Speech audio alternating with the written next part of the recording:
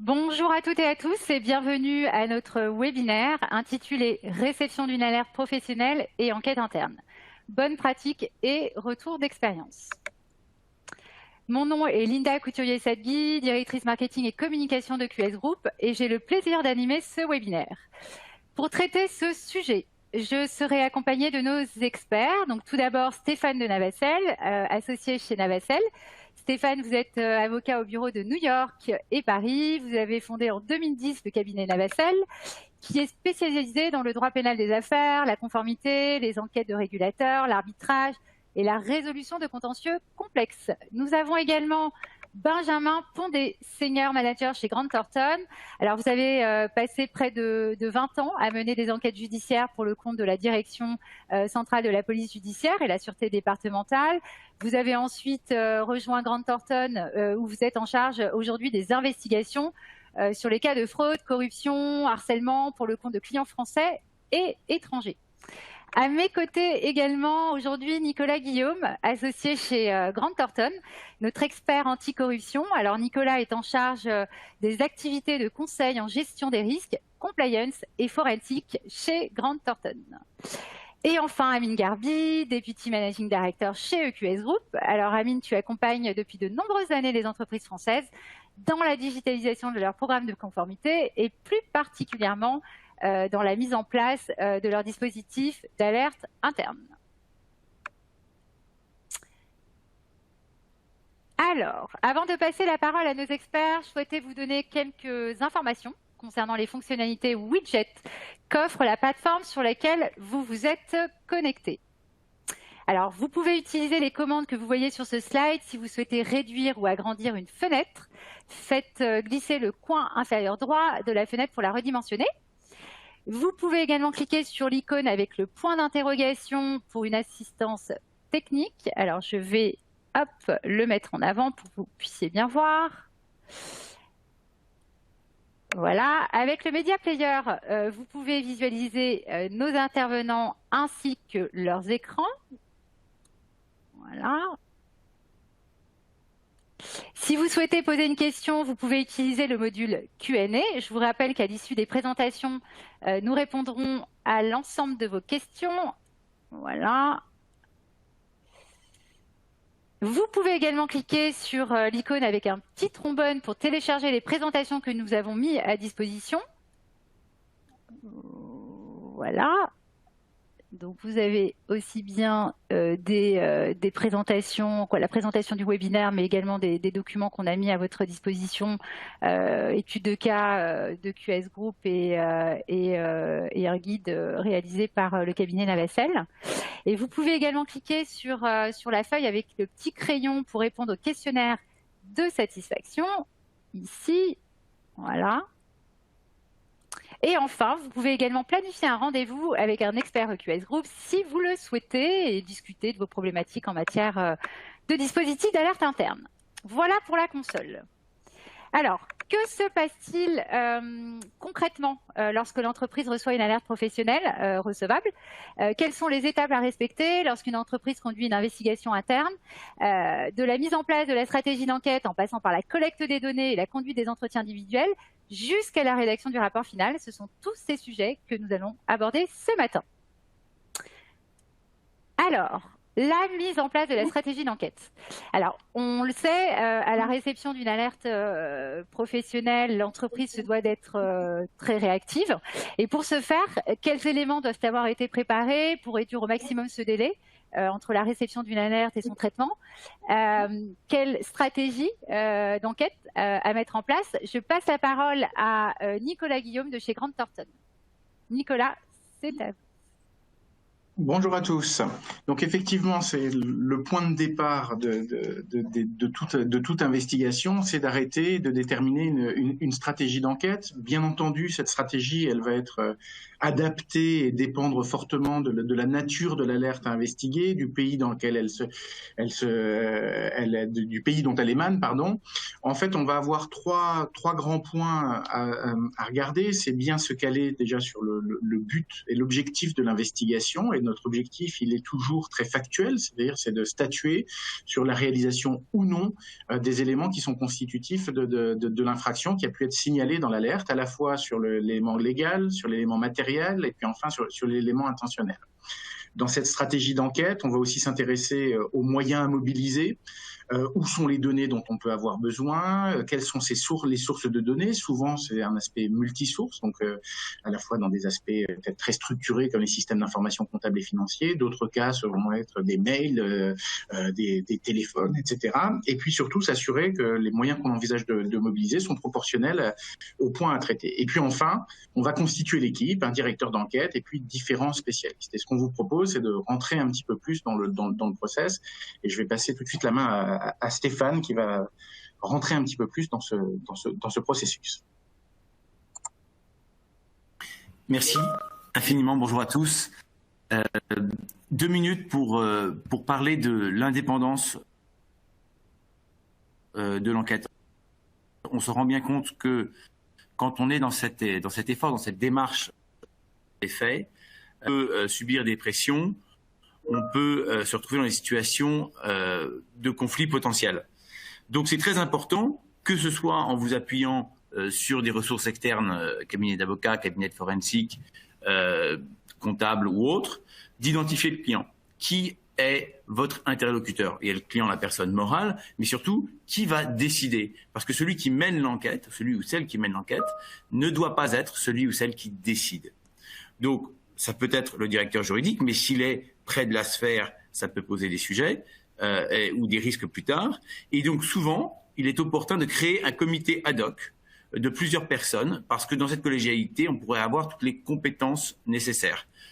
L'informatique, bien sûr, les RH peut-être, la compétence technique, et ainsi de suite. Il faut ensuite rapidement identifier le champ de l'enquête qui peut évoluer, mais qui va être défini dans un plan d'enquête sur la base des informations que l'on a. Et c'est à ce plan d'enquête, à ces questions qui sont posées par le client interne, ou la personne morale quand on s'appuie sur des présentations faites ou un travail fait par un cabinet d'avocats, qui va être essentiel, puisque c'est ce qui va définir la légitimité des étapes à venir, et c'est à ces questions-là qu'il faudra répondre. Faire une enquête interne, c'est pas un journalisme d'investigation où on suit toutes les pistes possibles et imaginables, et si vous êtes au-delà de ce qui est défini dans le plan d'enquête, on pourra vous le reprocher, mais évidemment, si vous êtes en deçà, on pourra vous le reprocher également. Donc c'est vraiment important de le définir et d'expliquer pourquoi on prend telle mesure, pourquoi on suit telle étape. Voilà, merci. Je passe la parole à Benjamin. Merci Stéphane, bonjour à tous. Donc une fois qu'on a la stratégie d'enquête, un des points importants où il va falloir prêter notre attention, c'est la chronologie de cette stratégie, de tous les actes d'enquête. Cette chronologie doit s'adapter constamment pour chaque enquête en fonction du contexte, du fait, de la géographie des lieux, etc. Un des points importants dans cette chronologie à prendre en compte, ça va être la confidentialité de notre enquête. Pourquoi? Parce que tout d'abord, c'est une obligation légale. La loi Sympa 2 nous oblige à protéger la confidentialité du lanceur d'alerte, de la personne mise en cause ou tout simplement des faits qui ont été découverts, mais aussi parce que ça va être un impératif pour nous afin de nous protéger contre la disparition des preuves. Ci-dessous, vous avez un exemple de chronologie et vous pourrez noter par exemple que nous avons placé la sauvegarde des données volatiles en amont de la notification au lanceur d'alerte. Pourquoi? Parce que, alors, tout d'abord, il faut savoir que la loi Sapin 2 nous y autorise. Et ensuite, on a la notification au lanceur d'alerte. Donc, c'est encore une brèche dans la confidentialité de notre enquête, tout comme l'entretien avec les témoins qui a été placé après le traitement des données, parce qu'au cours d'un entretien, on révèle forcément des faits, des résultats qu'on a eus au cours de nos investigations, ne serait-ce qu'en posant nos questions. Et donc, c'est important de se protéger aussi du risque d'avoir une complicité qu'on n'aurait pas vue au cours de notre investigation. Et enfin, l'entretien avec les personnes visées par l'enquête se déroule à la fin de notre stratégie, puisque au cours d'un entretien, on va le voir par la suite, on confronte la personne avec l'ensemble des faits qui ont été découverts au cours de l'investigation, et donc on donne l'ensemble du scope et des résultats de notre investigation. Linda, c'est à vous. Merci Benjamin. Alors on le voit bien, hein, l'enquête implique de nombreuses parties prenantes, investigateurs, les personnes visées, les témoins. Alors Amine, comment l'outil digital justement peut aider l'entreprise à gérer un échange de flux d'informations aussi important et dans un environnement sécurisé et qui respecte la confidentialité des procédures? Amine, je te passe la parole. Merci Linda, merci Benjamin pour ce workflow, je dirais, qui est une méthode, une méthodologie. Alors tout à fait, en ce qui concerne les échanges d'informations et notamment les échanges de données, on voit qu'ils sont multiples, très nombreux, et le but vraiment, je dirais, dans le cadre de l'enquête, c'est de sécuriser, de confidentialiser tous ces échanges, tous ces workflows. Alors, c'est vrai que, notamment dans le cadre des entretiens des témoins, mais également des personnes visées, le but pour EQS Group, ça a été de digitaliser tous ces échanges et de fluidifier et de sécuriser la donnée. Voilà. Donc, je vais juste vous montrer brièvement quelque chose d'assez parlant, parce que le mieux, c'est vraiment de voir un peu comment ça fonctionne. Alors, je fais un partage d'écran actuellement. Normalement, c'est bon. Voilà, donc je vais juste vous montrer comment EQS Group a vraiment pu répondre d'un point de vue technologique à ces problématiques de gestion des tiers. Et donc le but vraiment pour EQS Group, ça a été de discuter avec des clients et de se dire, bah tiens, comment on peut sécuriser eh bien les témoignages, comment on peut sécuriser eh bien l'accès également d'une personne visée aux éléments qui l'accablent. Donc là, le but, c'est vraiment de pouvoir ajouter ces personnes-là, nom, prénom, également de pouvoir voilà, indiquer si les personnes peuvent voir l'alerte ou non, s'il s'agit notamment de personnes visées ou même de témoins qui n'ont pas vocation à voir l'alerte, et puis également personnaliser un peu tous ces éléments, indiquer des infos complémentaires, parce que souvent on est dans le cadre d'une équipe, donc il faut aussi informer et documenter tout ce qu'on dit, et puis là on peut sélectionner la catégorie personne accusée, témoin de l'incident, personne à qui l'incident a été signalé, etc. Donc tous ces éléments sont également personnalisables et nous permettent en fait de digitaliser et de documenter dans une seule et même plateforme tous les éléments qui vont être un peu dispersés à gauche à droite. Alors on sait très bien que nos clients souvent utilisent des outils digitaux, mais là le but c'est vraiment de centraliser l'information pour qu'elle soit visible des personnes qui sont en charge de l'enquête. Voilà. Donc c'était juste pour appuyer le propos de Benjamin, que je remercie, parce que c'est quand même très parlant ce qu'il nous a montré précédemment. Merci Amine. Alors, on va passer au chapitre collecte des données et leur analyse. Alors, pendant la phase d'investigation interne, de nombreuses données sont collectées et manipulées. Alors, quels sont les outils qu'utilisent les enquêteurs et que peut-on faire et doit-on faire légalement avec ces données? Alors, je vais passer la parole à Benjamin de chez Grant Thornton. Merci Linda. Pour analyser les différentes sources de données qui vont nous intéresser au cours de notre investigation, on a donc plusieurs outils. Le premier, ça va être le Data Analytics. Le Data Analytics va nous servir à analyser l'ensemble des données structurées. Alors j'entends par données structurées l'ensemble des bases de données qui sont contenues dans le champ de l'entreprise, comme par exemple les données comptables. Donc ce sont des outils où, au moyen d'algorithmes, on va pouvoir utiliser, qu'on va pouvoir créer spécialement pour cela. On va pouvoir analyser toutes ces données et faire remonter celles qui vont nous intéresser au cours de notre investigation et qu'on va analyser après beaucoup plus en profondeur. Le deuxième outil, c'est le Digital Forensic. Pour analyser des supports comme des mails, des ordinateurs, des téléphones ou simplement des disques durs, on a des logiciels spécialisés qui vont nous permettre de regarder ces données non structurées. Non structurées parce que leur analyse nécessite une intervention humaine pour ce faire. Et donc, on va pouvoir remonter 4 types de données différentes. Les premières données, le premier type, ça va être les données techniques, comme des métadatas qui sont tout un pool de données qui sont attachés à tous ces fichiers, et on peut y trouver énormément d'informations qui vont nous intéresser. Par exemple, quand vous prenez une photo avec votre appareil, avec votre téléphone, pardon, dans les données techniques, on va retrouver la marque, l'orientation de l'appareil, etc., plus, pour la plupart, les coordonnées GPS de la prise de photo.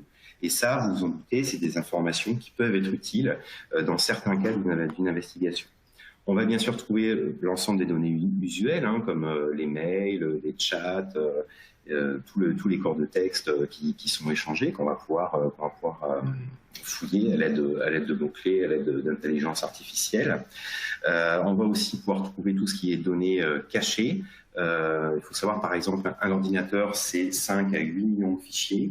Et c'est très facile, quand on veut cacher de la donnée, d'aller au fin fond des données, des dossiers Windows, et d'aller s'y créer son petit répertoire et d'y mettre nos données.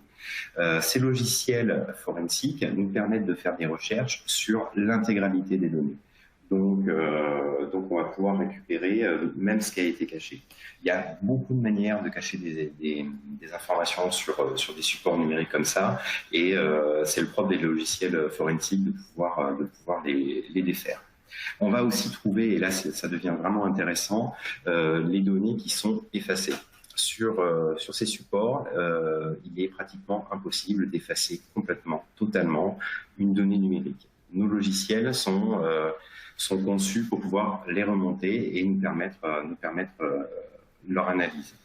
Enfin, le troisième outil qu'on va utiliser, ça va être de l'OSINT, de l'Open Source Intelligence. Donc, ce sont des techniques de recherche sur des bases ouvertes, hein, des bases légales, tout ce qui est ouvert sur Internet, et on va y trouver aussi les réseaux sociaux.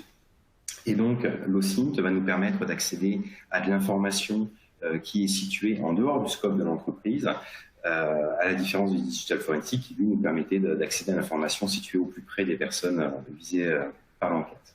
Stéphane, c'est à vous. Merci beaucoup de toutes ces précisions et pour abonder dans le sens de ce qui vient d'être dit, dans le monde actuel, rien ne peut échapper à l'enquête d'un forensic compétent. Donc on finit par trouver les informations. Donc parlons, ça a été très bien exposé sur la méthode de l'aspect technique de la collecte. Il faut réfléchir à les moyens mis en œuvre et leur proportionnalité. On ne doit pas évidemment partir à la chasse à l'information un peu à tout va dans un processus qui n'est pas structuré et encadré. Et c'est pour ça qu'il faut une méthode de l'enquête interne, et je crois que vous avez une proposition, en tout cas des éléments de réflexion dans les documents d'analyse qui ont été ajoutés à la plateforme. Donc vraiment l'idée c'est de structurer le travail et évidemment pas, pour que cette enquête soit indépendante, de viser une cible pour aller à la pêche aux informations dans le but de déstabiliser ou de porter atteinte à une personne donnée. Donc ça, c'est le premier point. Enfin, pour la question de la proportionnalité, il faut aussi se poser la question de savoir quel est le niveau hiérarchique et quel est le prisme des responsabilités des personnes dont on va collecter les données. Le respect de la vie privée, évidemment, il faut exclure les informations à caractère personnel. De façon générale, la plupart des entreprises ont des règles internes qui permettent très largement d'avoir accès aux données informatiques, courriels et autres. Il faut néanmoins respecter la vie privée, donc on est vraiment dans le cadre du matériel professionnel. Je dis quelques rares exceptions. Il s'agit réellement de situations où il apparaît que la personne a instrumentalisé ou a utilisé en tout cas l'argument ou le matériel ou les fichiers personnels pour dissimuler des informations. Alors on peut se tourner vers un juge pour demander à ce que l'ensemble des éléments soient pris en compte ou préservés en tout cas. Et préservés pourquoi? Pour que les preuves puissent être utilisées pour la suite. La loyauté de la preuve, Il y a une vraie évolution de la jurisprudence, mais pour l'instant, on ne peut pas, comme c'est le cas dans la défense pénale, avoir recours à des preuves déloyales, par exemple. Voilà, j'ai été peut-être un peu vite, mais voilà, c'est pour nous laisser le temps aussi pour les questions, et je passe la parole à Amine. Oui, justement, Amine, on vient de voir le chapitre analyse collecte des données. Justement, comment un dispositif digital d'alerte professionnelle peut se conformer à toutes ces exigences réglementaires et notamment RGPD. Amine, je te passe la parole. Oui, tout à fait. Alors, c'est vrai que le fait d'être sur une plateforme qui permette de centraliser toute l'information et qui permette également d'avoir différents niveaux d'accès, c'est-à-dire que dans le cadre d'une investigation, on va avoir une équipe forensics qui sera en charge de pas mal de sujets, et on peut cloisonner les sujets et avoir un niveau de granularité qui peut être, je dirais, extrêmement fin. Maintenant, la plupart du temps, on n'a pas forcément besoin de toute cette sophistication, mais c'est vrai que l'outil le permet. À côté de ça, les données, dans le cadre du RGPD et puis globalement dans le cadre, ce qui nous impacte, c'est-à-dire le référentiel de la CNIL sur les alertes, eh bien le but, c'est vraiment d'avoir nos serveurs qui sont basés en Europe, qui sont basés du côté de Munich, en Allemagne, qui sont aussi notre propriété, ce qui permet aussi, je dirais, un niveau supérieure de maîtrise de la souveraineté des données.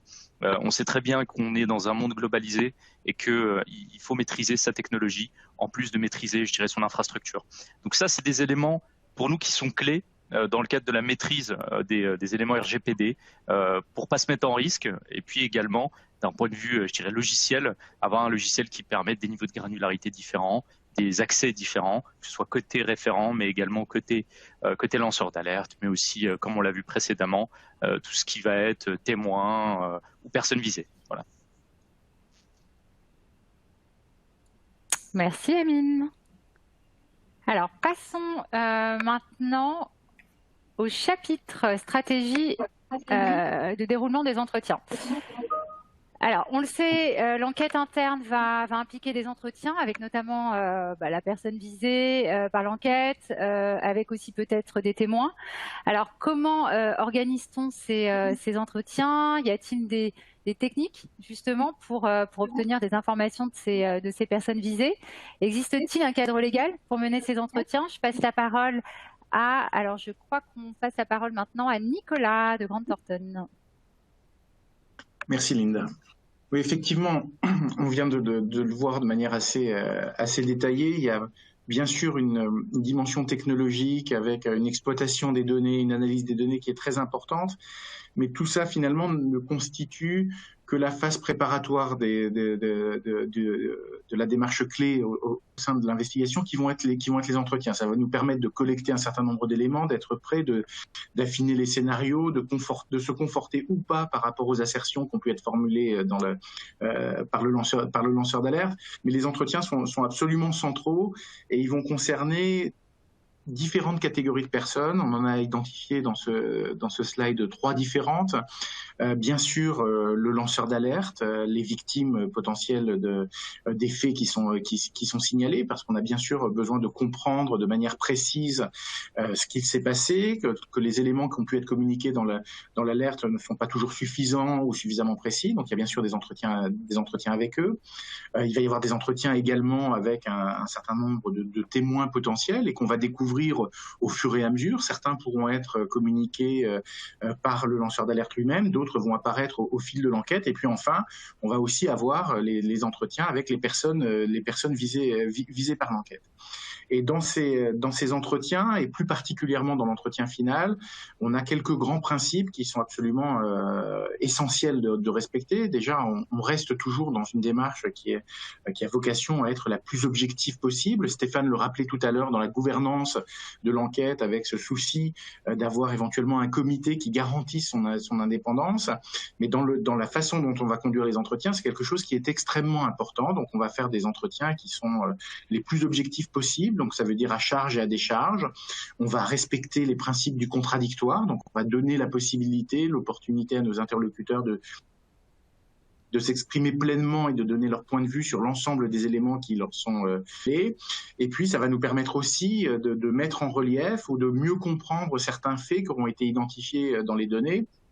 Il y a des données qui sont objectivement interprétables de plusieurs manières ou qui peuvent être très compliquées à interpréter sans avoir le point de vue des acteurs. L'entretien, c'est l'opportunité de se conforter sur la compréhension des faits.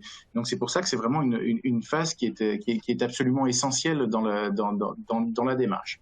Et ce qu'on vous propose dans ce webinaire, c'est de voir un peu peut-être deux points de vue complémentaires, on va dire, qui sont d'abord le point de vue de Benjamin, qui est avec son historique et son approche très marquée par ses années d'enquête en police judiciaire, et puis le point de vue de Stéphane, qui en tant qu'avocat n'a pas forcément exactement le même regard sur les entretiens, mais vous allez voir que c'est extrêmement complémentaire. Et donc, je propose que Benjamin commence par son point de vue. Merci beaucoup, Nicolas. Donc, effectivement, alors comment va se dérouler un entretien? En fait, un entretien se déroule en fonction de deux critères. On a le fond, on a la forme. Le fond, c'est l'ensemble des faits qu'on aura relevés tout au cours de notre investigation. Et en dehors de choisir l'ordre des questions, on ne peut pas avoir beaucoup d'influence sur ce critère-là. Sur la forme, par contre, on peut avoir une influence. Le but de l'influence qu'on veut avoir sur cette forme, c'est de pouvoir mettre la personne avec qui on a l'entretien dans les meilleures dispositions afin qu'elle puisse nous donner l'entièreté des informations dont elle dispose. Pour cela, on peut jouer sur plusieurs critères. Tout d'abord, on a la personnalité de la personne visée par l'enquête qu'il va falloir prendre en compte. Grâce au témoignage, grâce à l'analyse digital forensique, puisqu'elle nous permet d'accéder aux données les plus proches de cette personne, on va pouvoir déterminer une sorte de profil psychologique de cette personne afin de cerner sa personnalité. Et donc, il va falloir en tenir compte pour le déroulement de l'entretien. Ensuite, on va pouvoir jouer sur l'effet halo. L'effet halo, c'est quoi? C'est l'image que vous renvoyez à la personne en face de vous. Donc, notre image, il va falloir aussi l'adapter à la personnalité de la personne avec qui on va faire l'entretien. Donc, c'est quoi? C'est le comportement, la tenue vestimentaire, c'est le langage, le vocabulaire utilisé, etc. Donc, tout ça, on peut avoir clairement une influence là-dessus et il va falloir essayer de rendre la meilleure image à la personne en face de nous. On a aussi l'effet Pygmalion. Donc, c'est cet effet traduit qu'on a tendance à se comporter comme le souhaite notre interlocuteur. Donc, dans l'énoncé des questions qu'on va utiliser, il va falloir tenir compte de cet effet Pygmalion. Si je vous demande, je présume que vous n'avez pas l'habitude d'arriver en retard le matin au bureau. 90% des personnes qui ont l'habitude d'arriver en retard le matin au bureau vont avoir tendance à me répondre non, j'arrive pas en retard, parce que ma question l'a suggéré. Donc ça, c'est un effet important à prendre en compte dans l'entretien, puisqu'on veut garder une totale objectivité. On va avoir besoin pour notre entretien aussi d'une connaissance parfaite de l'ensemble des faits qu'on aura découverts tout au long de notre investigation. Parfaite, j'entends dans le moindre détail. Pourquoi? Certaines personnes ont tendance à travestir la réalité, à la tordre de manière à ce que ça plaide dans leur sens, ou voire carrément à mentir. Quand on est en face de stratégies comme celle-ci, il est important de pouvoir descendre au plus bas niveau de détail afin de les mettre en échec. Il faut tenir compte aussi de l'environnement dans lequel va se dérouler l'entretien. Il est fortement déconseillé d'entendre une personne visée par une enquête dans son propre bureau parce qu'elle a l'habitude, elle a la maîtrise de cet environnement-là et ça ne va pas la mettre dans les meilleures dispositions pour l'entretien. Enfin, un point d'attention aussi sur la nature des faits qu'on va devoir évoquer avec cette personne. Je pense notamment à l'ensemble de ces faits de nature sexuelle qu'on peut être amené dans les harcèlements sexuels et toutes ces enquêtes-là, où il faut avoir du tact et ça doit aussi être pris en compte maintenant. Et donc, un bon entretien, qu'est-ce que c'est? C'est que vous avez en face de vous une personne qui est à l'aise, qui est engagée dans une discussion, dans une construction de discours avec vous. Vous allez pouvoir la laisser parler au maximum, lui poser le moins de questions possible pour ne pas l'interrompre. Et à la fin, vous aurez recueilli sa version de l'ensemble des faits que vous avez découverts dans votre investigation. Maintenant, je vous propose d'aborder le point de vue de Stéphane. C'est à vous. Merci beaucoup. Je vais encore une fois, il y a de nombreuses questions, donc je vais faire très court. Tous les principes que vous venez d'entendre, ils sont parfaitement déployables, enfin appliqués et pertinents, que ce soit par un avocat ou pas. Il faut bien avoir conscience que l'essentiel des enquêtes ne sont menées en interne ou avec l'assistance, comme ça vient d'être très bien étayé, d'un cabinet comme Grant Thornton. Et donc, pourquoi se tourner vers l'avocat? Vraiment, quand il y a un sujet d'indépendance cardinale, et puis quand il y a un risque de contentieux, notamment en matière pénale, et qu'il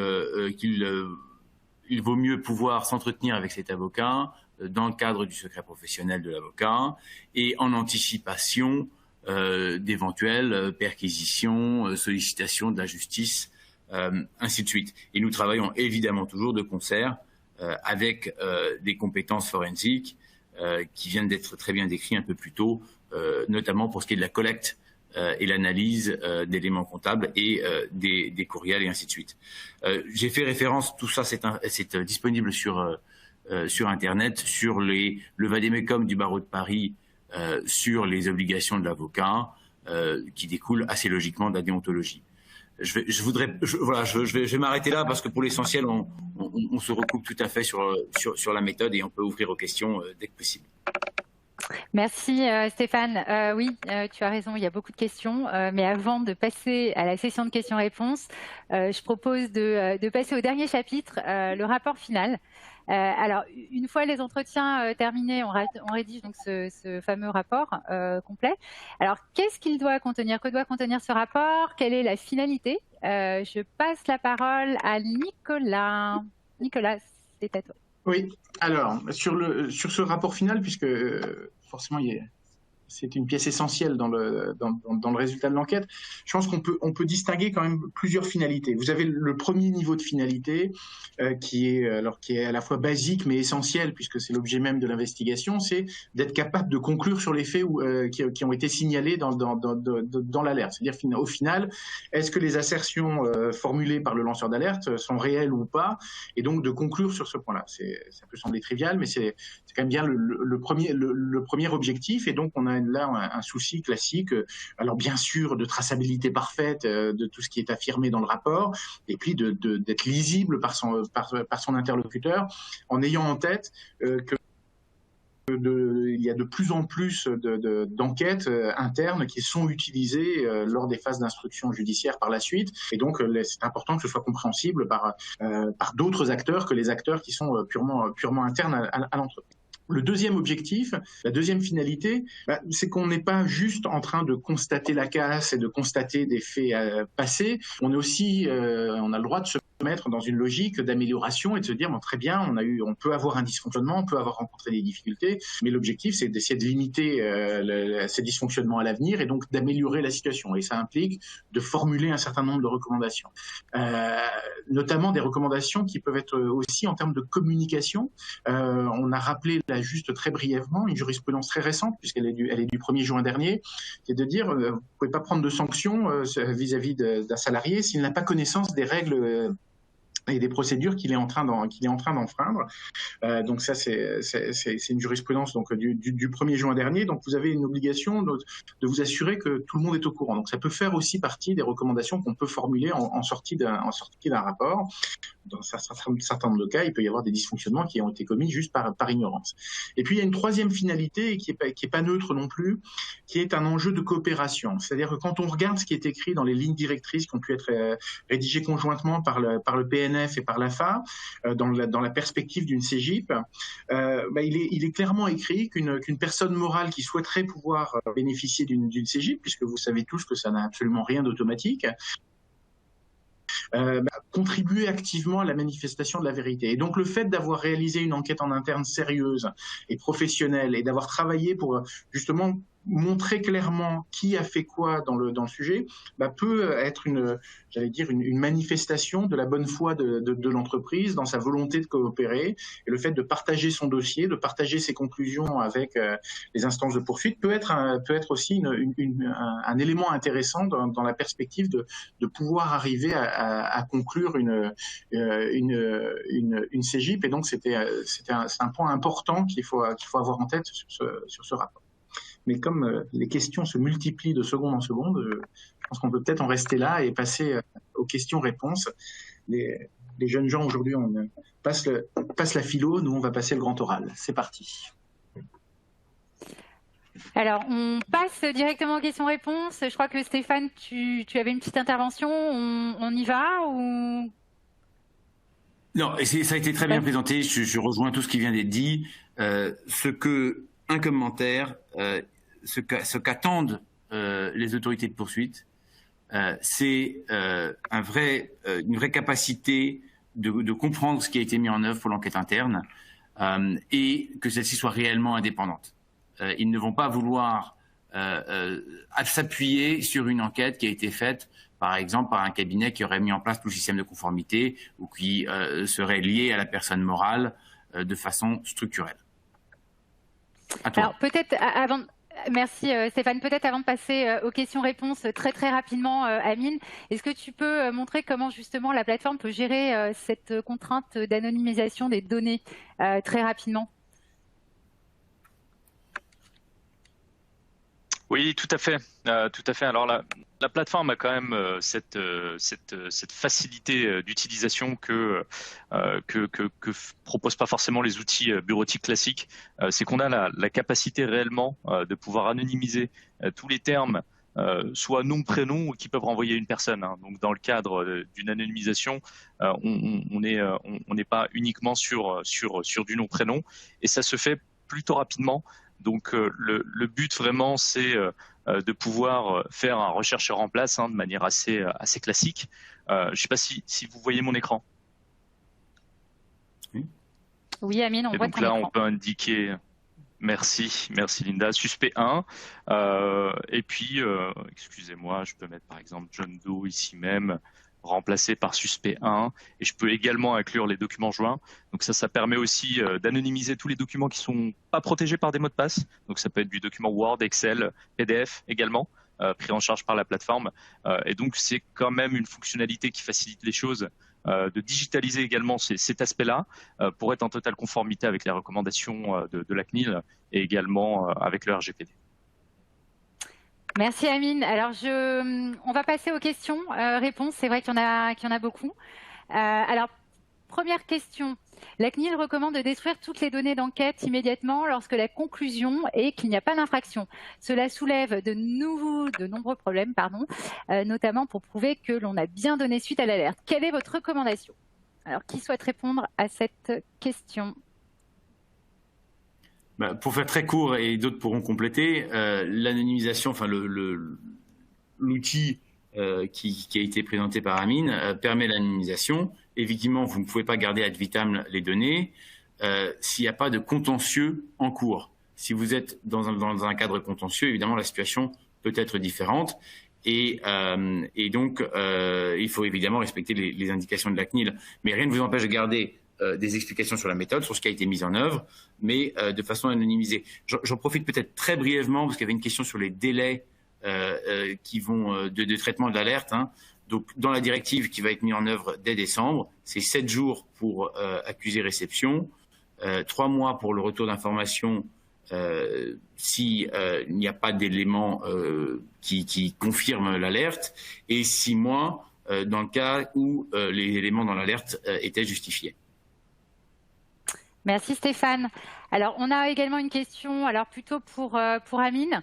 Les personnes interviewées, témoins, personnes mises en cause, ont-elles accès à votre plateforme logicielle ou est-elle uniquement accessible par les personnes chargées de l'instruction des alertes? Amine. Alors, Merci Linda. C'est vrai que cette question est extrêmement intéressante. Je dirais que ça dépend de l'ouverture que vous souhaitez opérer. Ces éléments-là sont en option, hein, donc on n'est pas obligé de les mettre à disposition. C'est vraiment à vous de définir un peu dans votre procédure, dans votre méthodologie, ce que vous souhaitez faire. Alors ça peut être les gens, c'est toujours une information partielle à laquelle ces témoins ou ces personnes visées ont accès, et c'est à vous de définir un peu, je dirais, le périmètre et le niveau d'information auquel ces personnes ont accès. Donc, je dirais que c'est une réponse plutôt classique, mais c'est à vous de définir je dirais la méthodologie dans ce cas-là. Merci Amine. Autre question, les comptes rendus d'entretien doivent-ils être signés? Si vous permettez, je vais répondre. Alors, il n'y a pas d'obligation. Oui. Il n'y a pas d'obligation à faire signer les comptes rendus d'entretien, mais c'est quand même une très bonne pratique.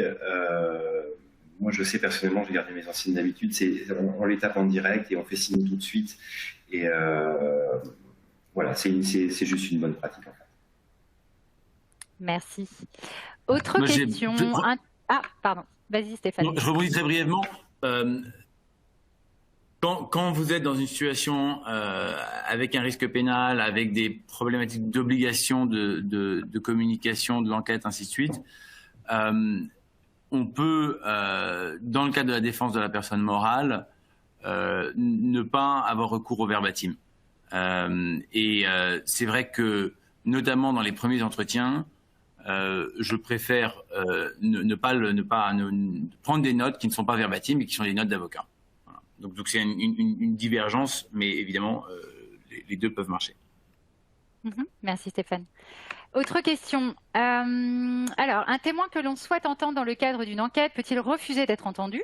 Bénéficie-t-il des mêmes garanties que le lanceur d'alerte? Qui souhaite répondre à la question?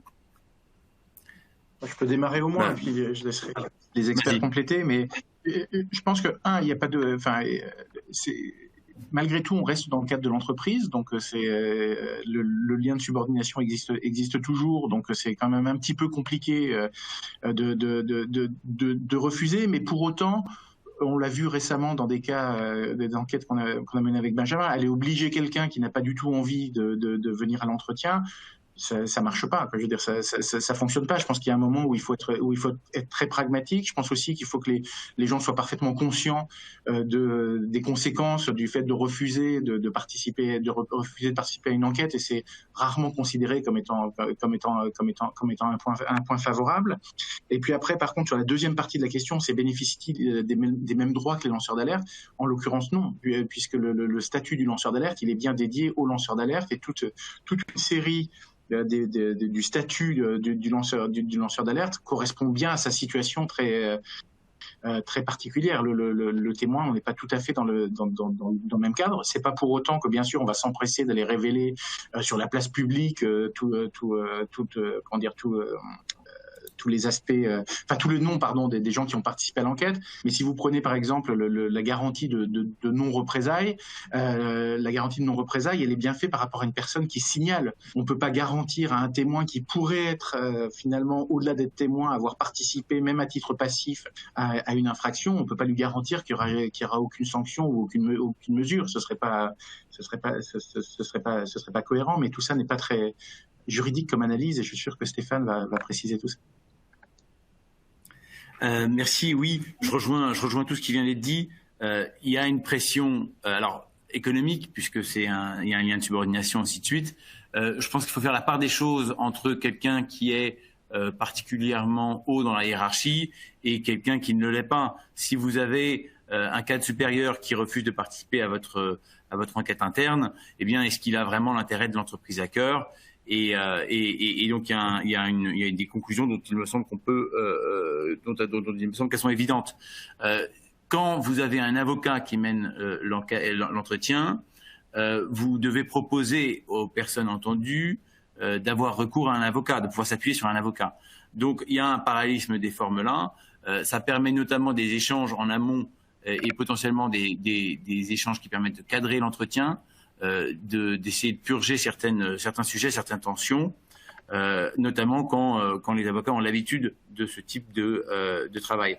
Pour ce qui est des protections données, C'est très difficile de traiter un lanceur d'alerte. Je trouve qu'il y a encore une question qui vient d'arriver sur le sujet, parce qu'il n'y a pas de bonne histoire de lanceur d'alerte. C'est souvent une démarche difficile, et on peut aussi être instrumentalisé par une personne qui va chercher à déstabiliser une autre, qui va chercher à se venger, qui va parfois multiplier, comme ça m'est arrivé, des alias pour concentrer plusieurs alertes sur une même personne, donnant l'impression qu'il y avait un problème très important. Donc ça, il faut avoir tout ça en tête. Et vous ne pouvez pas inventer des choses. Si le lanceur d'alerte ne peut pas vous donner d'explications ou d'éléments complémentaires, eh bien, vous êtes limité par les informations que vous avez. Je crois que c'est très important d'avoir un principe de proportionnalité. On en parlait un peu plus tôt. Merci Stéphane. Alors, autre question. Alors, sur l'éclairage, est-il conseillé d'indiquer en amont de l'entretien son objet et les données qui concernent cette personne? Optique du fair play, on ne répond pas toujours bien quand on est pris au dépourvu. Qui souhaite y répondre? En une phrase, oui. Ce que vous appelez le fair play, c'est ce qu'on appelle la loyauté. Après, il faut penser à la protection du lanceur d'alerte, à l'intérêt de l'entreprise. Encore une fois, ça dépend de l'interlocuteur, ça dépend du dossier. Et c'est pour ça que moi, je suis toujours plus à l'aise quand il y a des confrères impliqués, parce que ça permet justement d'avoir ces échanges et le respect de ce fair play. Merci. Si je peux juste me permettre de rajouter, c'est bien de prévenir en avance, mais par contre, vous vous exposez à la destruction de preuves ou de données, par contre. Donc, c'est toujours pareil, c'est un curseur à mettre. Mais dans tous les cas, effectivement, oui, comme disait Stéphane, hein, le fair play, c'est la qualité principale qui doit ressortir d'un entretien. Merci Benjamin. Autre question. Comment définiriez-vous ce que vous appelez les données volatiles? Que préconisez-vous de sauvegarder avant la notification de l'alerte? Je pense que je peux répondre. Données volatiles, données qui s'effacent, qui se modifient très facilement. Alors, ça dépend des systèmes de mail, mais par exemple, un mail, ça peut être une donnée volatile. Les données sur les téléphones sont des données volatiles, puisque le système technique du téléphone permet d'effacer les données assez facilement. Voilà. Toutes ces données, généralement, c'est plutôt du forensique, puisque les données structurées, elles, font l'objet de backup et de notions de contrôle. Merci Juste Benjamin.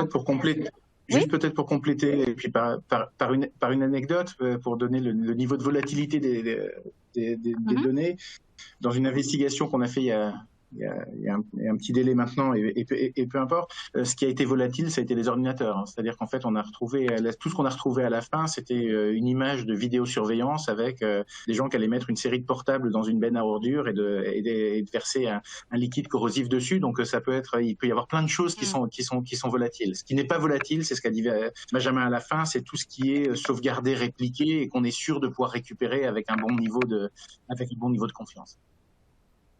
Ok, merci. Quid d'un travail conjoint avec les forces de l'ordre dans le cas d'un harcèlement sexuel, violence sexuelle? Où commence, s'arrête une enquête interne? Qui souhaite y répondre? En une phrase, de plus en plus, c'est de plus en plus le cas. C'est de plus en plus le cas, et vous prenez un risque quand les autorités risquent d'être impliquées. Harcèlement, mais corruption, très souvent. Et dès lors que l'entreprise se met dans une optique de coopération et qu'il y a une enquête et que vous savez qu'il y a une enquête, eh bien il faut prendre attache avec l'autorité de poursuite pour ne pas donner l'impression d'être dans une logique de subornation de témoins ou ainsi de suite. Mais le passé de Benjamin sera très éclairant ici. Merci Stéphane. Oui, tout à fait. En fait, l'enquête interne va aller soutenir l'enquête judiciaire de plus en plus. On le voit, ça nous arrive. Et après, il faut aussi se rendre compte que l'ensemble des services de police judiciaire ne sont pas forcément tous équipés des moyens adéquats et des puissances de calcul. Et voilà. Et donc, ça peut s'avérer très utile pour l'enquête judiciaire. Merci. Alors, oui, il y en a vraiment beaucoup des questions. Autre question. Alors, faut-il faire valider le compte-rendu de l'entretien?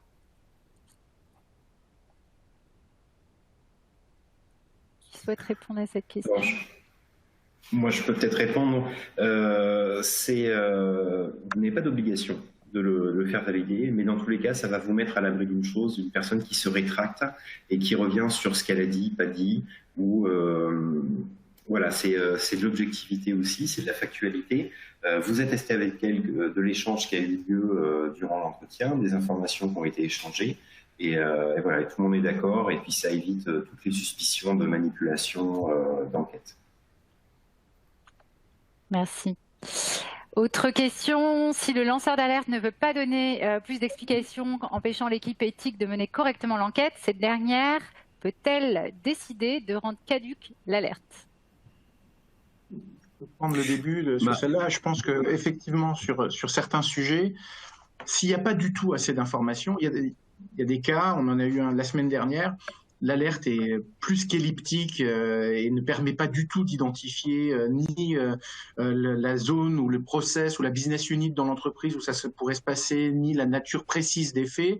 Si effectivement le lanceur d'alerte ne donne pas de complément malgré les relances, il y a un moment où on est obligé d'arrêter parce que simplement on n'a pas la possibilité matérielle de le faire, sauf à engager des investigations qui seraient complètement disproportionnées et avec des chances de succès très limitées. Si par contre il nous manque quelques éléments, mais qu'on a déjà quand même suffisamment d'informations pour pouvoir travailler sur quelque chose et que les faits signalés sont significatifs, tant pis, on va faire au mieux. Ce sera peut-être un peu dégradé par rapport à ce qu'on aurait pu faire si on avait pu échanger et avoir des compléments du lanceur d'alerte. Mais si on a des faits qui semblent sérieux et qu'on a suffisamment d'éléments pour les démarrer, il faut essayer. Si par contre on n'a rien, nous, notre pratique usuelle est généralement de faire au moins une ou deux relances vis-à-vis du lanceur d'alerte via les interfaces de discussion, notamment qui existent dans les plateformes, de leur laisser un délai raisonnable pour pouvoir apporter ces compléments. Et si malgré nos efforts, ils ne les fournissent pas, on peut effectivement en abandonner certaines. Mais dès lors qu'on a suffisamment de matérialité, suffisamment de faits suffisamment précis pour pouvoir engager,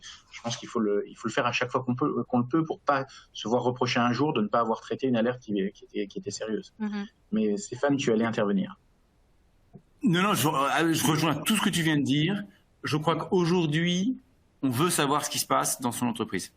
Et la politique de l'autruche ou de se dire ouf, j'ai pas assez d'infos pour enquêter ou passons à autre chose, c'est se créer un problème pour plus tard. L'intérêt d'un système de conformité, l'intérêt de la valeur de l'entreprise, c'est justement qu'il y ait des relations de travail saines, que ça fonctionne dans le respect de la loi, ainsi de suite. Et puis, il ne faut pas se créer une mythologie autour de l'enquête interne. Une recherche dans un moteur de recherche lambda, c'est une enquête interne. Si vous êtes responsable éthique et que la moindre chose arrive et qu'on vous dit mais un tel il gruge sous ses notes de frais, vous mettez l'adresse de la soi-disant fausse note de frais dans un moteur de recherche et vous regardez que si c'était pour louer un véhicule lors d'un déplacement et qu'en fait c'est un maraîcher, vous avez fait une enquête interne et vous avez votre résultat.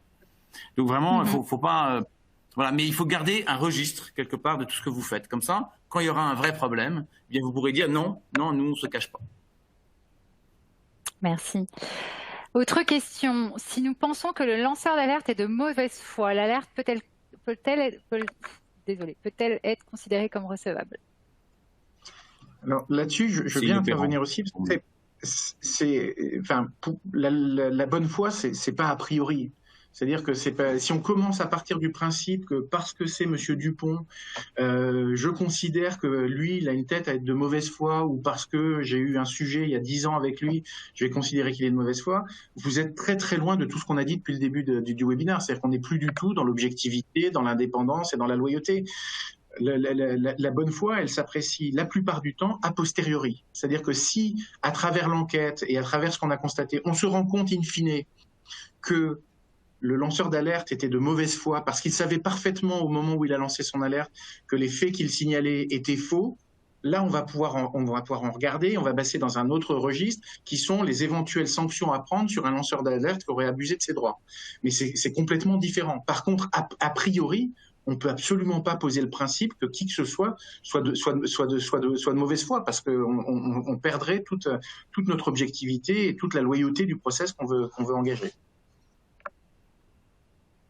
Merci Nicolas. Autre question, que faire si le lanceur d'alerte dévoile l'alerte à ses collègues durant l'enquête? C'est lui qui le fait. Vous devez surtout pas vous prêter à la chose.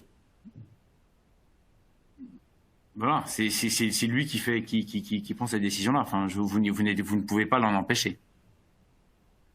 Et je vois qu'il y a une question, pardon, j'en profite, qui vient d'arriver oui. sur le benchmark ou des règles disponibles. Et vous avez normalement téléchargé un livre blanc sur l'enquête interne en matière pénale que mon cabinet a réuni avec les étapes principales, un cas pratique, ainsi de suite. Et n'hésitez pas à poser des questions à envoyer un email après l'échange si c'est utile. Merci Stéphane. Autre question. Comment devons-nous gérer des alertes sans identité du lanceur d'alerte? Que devons-nous documenter, conserver? Je veux bien y répondre, mais encore une fois, que ce soit anonyme ou pas, ça ne change rien. On veut savoir ce qui s'est passé.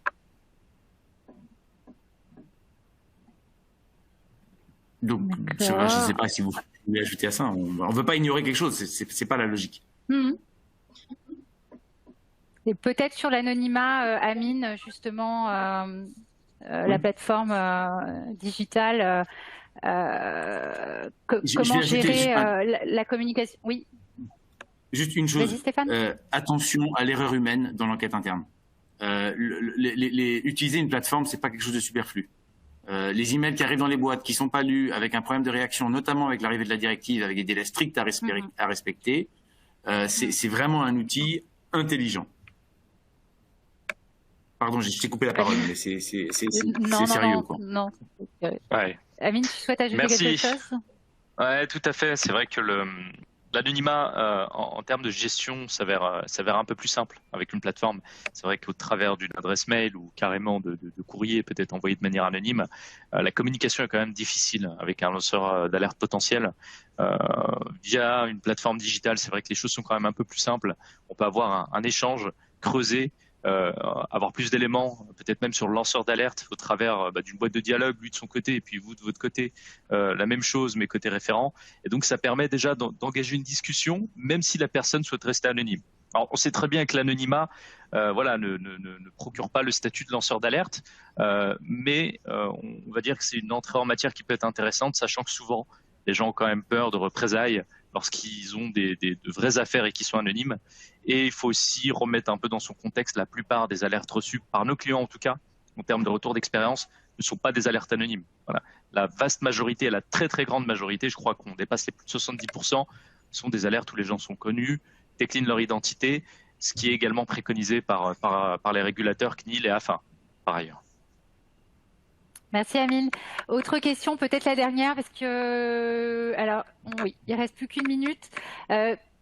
Doit-on annoncer chaque année aux salariés le nombre de cas d'alerte traités et le type de cas?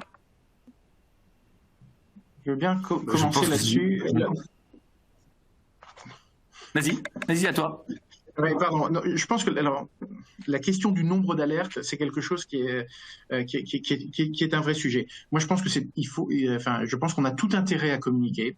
Je pense qu'on a intérêt à montrer que le système fonctionne. Je pense qu'on a intérêt à rassurer sur la vitalité du dispositif, à montrer que, bien sûr, pas communiquer sur le fond et le détail des cas et de qui a fait quoi. C'est pas du tout ça le sujet, mais par contre, montrer que le système existe, qu'il fonctionne, que les gens ont confiance et surtout les conséquences qu'on peut en tirer, pas en termes de sanctions, mais en termes d'amélioration au fonctionnement de l'entreprise, ça contribue à cet environnement de transparence. Et de toute façon, il faut bien avoir en tête, parce qu'on l'a pas encore beaucoup évoqué, mais cette question du nombre d'alertes et de ce qui en a été fait, c'est la première question qui va être posée par le régulateur en cas de contrôle. Et bien entendu, il n'y a pas un bon nombre d'alertes. Il n'y a pas un standard sur la place qui dirait en dessous de X alertes par millier de salariés, vous n'êtes pas bon. Mais par contre, on sait tous que quand il n'y a pas d'alerte dans un système d'alerte, c'est un système d'alerte qui ne fonctionne pas. Et alors, il peut ne pas fonctionner pour plein de raisons, parce que les gens n'ont pas confiance, parce que l'outil ne marche pas, ou parce que, dans certains cas, on ne tient pas, ce que disait Stéphane à l'instant, le bon registre qui permet d'avoir la bonne traçabilité et d'en rendre compte. Mais donc, avoir de la visibilité sur le nombre d'alertes, ce qui s'est passé et le communiquer, de mon point de vue, ça contribue à renforcer la culture en matière d'éthique, ça contribue à être transparent et pour moi, c'est une très bonne pratique. À 100% d'accord. Là, on devrait bosser ensemble. C'est ce que nous faisons actuellement, messieurs.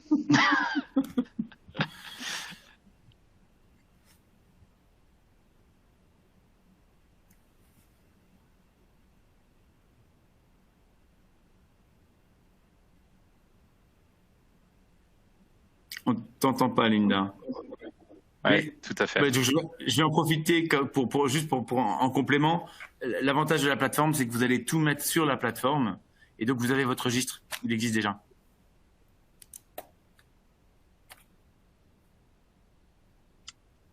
Alors également comme vous pouvez le voir sur cette slide, n'hésitez surtout pas à télécharger nos ressources, à accéder sur notre site internet. Alors, il y a pas mal d'éléments. Également le livre blanc que nous a mis à disposition gracieusement le cabinet Navacel, qui est extrêmement intéressant dans le cadre des enquêtes internes. Je vous invite également à le télécharger. Il est extrêmement intéressant. Et puis en cas de questions, eh bien nos experts restent quand même là. Et pour tous ceux à qui nous n'avons pas répondu, je vous assure qu'on vous fera un article de blog avec nos éléments de réponse qu'on vous enverra. Voilà. En tout cas, je souhaite remercier tous les intervenants sur ce webinaire. Oui, je suis désolée. Est-ce que vous m'entendez maintenant? Désolée, ouais, j'ai eu un petit souci. Ouais, bon, super. Désolée, j'ai eu un petit souci. Donc, merci à l'ensemble des intervenants, Amine, Nicolas, Benjamin et Stéphane. Un grand merci également à tous les participants. Le replay sera disponible à partir de demain ou lundi au plus tard. Et en tout cas, on vous en informera par email. Vous pouvez également, si vous souhaitez, répondre à notre questionnaire de satisfaction qui est accessible depuis votre console et télécharger également les documents comme Amine l'a mentionné tout à l'heure, qu'on a mis à votre disposition. Et voilà, un grand merci encore pour votre fidélité. Prenez soin de vous. À bientôt. Très bonne journée. Au revoir.